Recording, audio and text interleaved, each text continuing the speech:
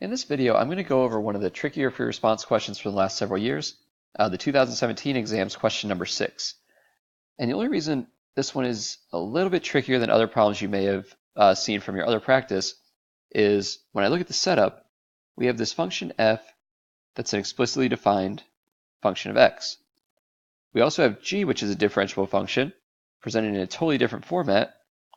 It's given as this table with values for its derivative at selected values of x. And then on top of that, there is a third function h shown in the graph here, consisting of 5 line segments, and knowing that their line segments will become important a little bit later on. But notice we're going to have to get information from 3 different types of function presentations, and many of the parts are going to require us to use more than one of those functions at one time. So let's go right on to part A. And for part A, which I'll do down here lower left, we need to find the slope of the tangent line to the graph of f at x equals pi.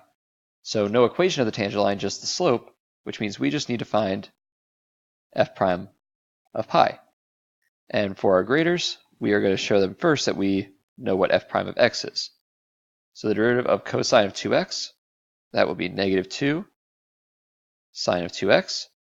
Don't forget your chain rule there. And also don't forget your chain rule in the second term.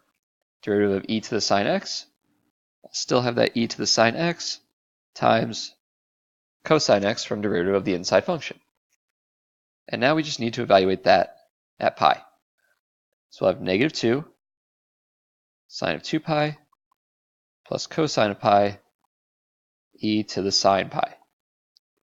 And this is where you could leave it as an unsimplified expression. That is something you could type in a calculator. But being that it's all trig function values at pi and 2 pi, probably one that we should be able to get down to a value. And we're going to get negative 2 times sine of 2 pi, which is 0, plus cosine of pi is negative 1. And we'll get e to the 0 from that sine of pi. This whole thing will just become negative 1. And looking at part B, let k be the function defined by k of x equals h of f of x. So now we've already had 3 functions given, and they're presenting a fourth one made up of 2 others. And that's where I said things can start to get a little bit confusing as you go through this problem. We want to find k prime of pi here. So just like in part A, we're going to first find our k prime of x. And that's h of f of x, so it's just going to be a simple chain rule problem. We'll get h prime of f of x times f prime of x. And now we want to evaluate that at pi. And so here's where, if you did simplify down the expression from part A, notice we are multiplying by f prime of pi, which we already did in that first part. So at the very least for this problem, we know we would be multiplying by negative 1. Being a composite function over here, this h prime of f of pi, we're going to need to first evaluate f of pi using our original f function, which was cosine of 2x, so cosine of 2 pi, plus e to the sine of pi. Cosine of 2 pi is 1, plus we'll have e to the 0, and so f of pi is just 2. And we're actually going to be doing h prime of 2 times negative 1. And here's where we are going to have to go through that because I can't leave my problem with all this function notation like you saw in step 2. I need to get down to just values. That's the big thing. It needs to be able to be plugged into a calculator, and we're not going to reach that point until I find out what h prime of f of pi is, and subsequently now I need to find out what h prime of 2 is. And from that, I'll go to our graph of h, and we need to realize that h prime of 2 will be the slope of this graph at x equals 2. And at 2, we are on this line segment right here, where we are going down 1 and over 3. The slope across that entire section is negative 1/3, which I can now drop into my expression down here. And that's technically where you could leave it, but I would hope multiplying by a negative 1, we'll realize that we're just going to get a 1/3 for part B. So moving ourselves on to part C, you're going to notice it's really the same thing. We're now going to get yet another function. This one, this m of x, defined as g of negative 2x times h of x, and we're trying to find m prime of 2. The first three parts are all doing the same exact thing, just getting derivatives at certain values, but those derivatives are all made up of other functions, and so there are certain interpretations that you need to be able to make throughout the problem. Like in the last one, the interpretation was knowing that h prime of 2 became the slope of the h graph, and we need to be able to read that. So for part C, let's first get our m prime of x function. And again, that was g of negative 2x times h of x. So this is going to have to require the product rule. And so we'll start with first function left alone times the derivative of the second, and derivative of h will be h prime of x, plus the second left alone times the derivative of the first function. And note that that was g of negative 2x. And anytime you do a function of anything else, you always have to think chain rule. And this time we definitely have to think it because that's going to bring in a times negative 2. And so what we're going to have for m prime of 2, we're going to end up with this g of negative 2x. When I plug a 2 in there, it's going to become g of negative 4 times h prime of 2, which they were very nice to us in this part. We've already found h prime of 2 from part B, so that'll be a nice easy thing for us to work with when we get our final value, plus h of 2, which we don't quite have yet, and we're going to have to go back for, times negative 2 times g of negative 4. Sorry, g prime of negative 4. Almost forgot the prime on that one. And so now we just got to get values plugged in everywhere on this. Once we get the values plugged in, we will be done. We can leave it. And so the first ones, let's get g of negative 4 and g prime of negative 4. Drop those in. So g of negative 4 is 5, and g prime of negative 4 is negative 1. So a 5, and I'll go down to the end where this is going to be, we'll put a negative 1 down there.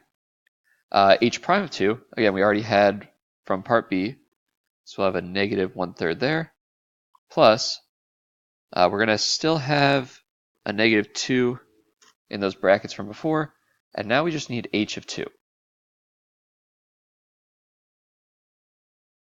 And for that one, if we've already realized that the slope was negative 1/3, and you can see that we started at 0, 0, and we end at 3, negative 1, we have to be able to extrapolate this point from this linear segment and realize that that has to be 2, comma, negative 2/3. And so our h of 2 value is negative 2/3.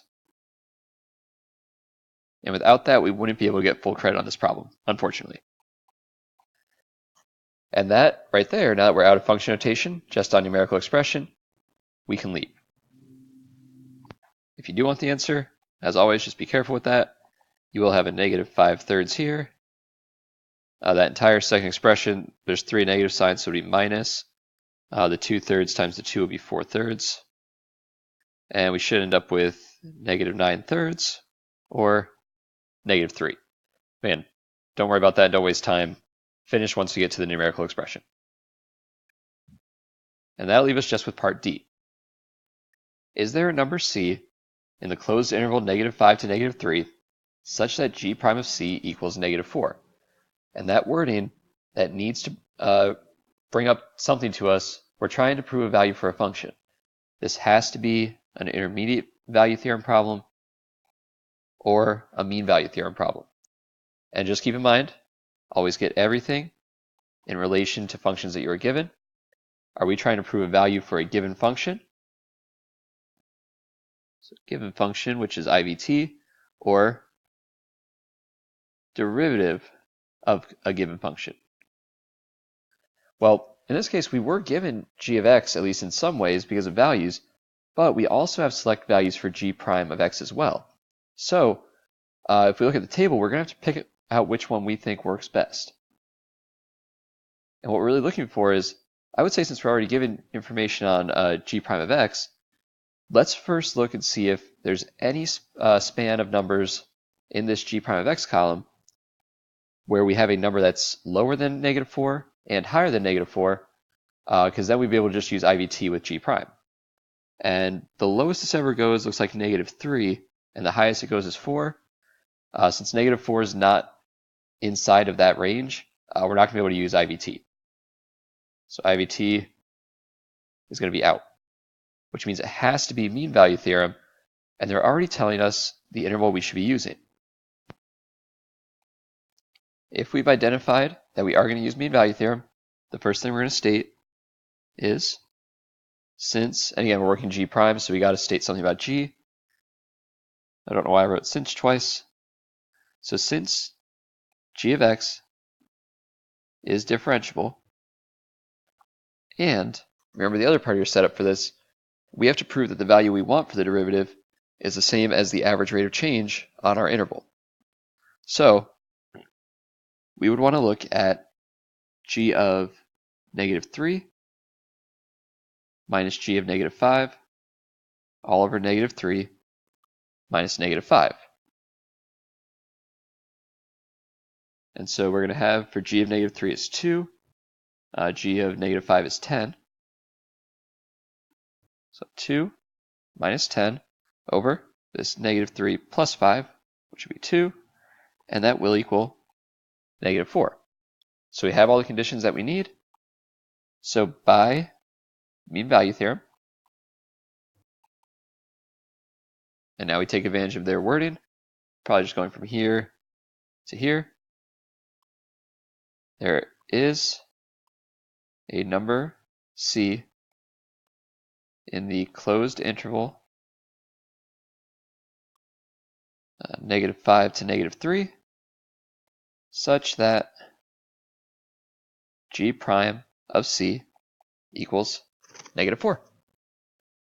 And that will do it for 2017 problem number 6. Again, you can see nothing is overly complicated in this problem, but there are just so many different things running around. 5 different functions in total come up in this problem. Having to interpret the information off the graph, calculating slope, and also extrapolating points off the graph with the linear segments, making sure we're careful on certain parts with the number of times chain rule has popped up. That m of x product rule problem could be a little bit tricky at certain parts, but the biggest thing is needing to get to these points where you at the very least have just numerical expressions, and resisting that urge to leave any function notation. So, thank you for watching this video, and happy studying for your AP exam. Thank you.